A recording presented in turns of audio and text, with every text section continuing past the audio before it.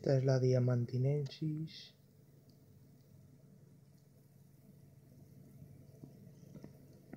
Yo supongo que salga por la cucaracha y la coma.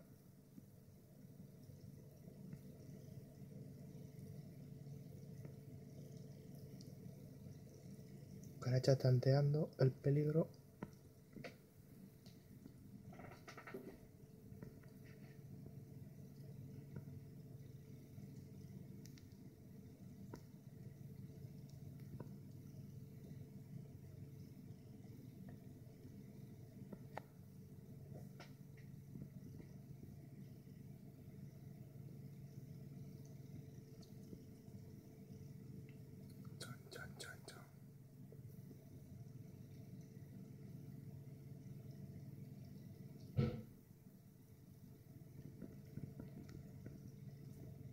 Aún no se ven.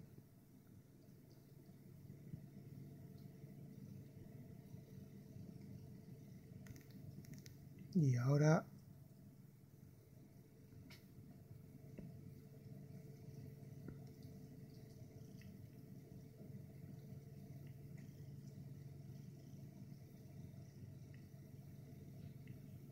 el abrazo, pero no le clava colmillos, ahora sí. Ahí ya se los tiene clavados.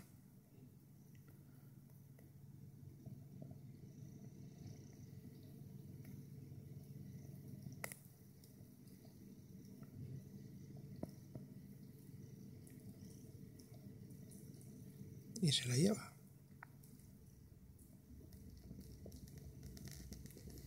¿Qué colores tiene? Buah. Quien diga que esta araña es fea, tiene ni puta idea de la vida.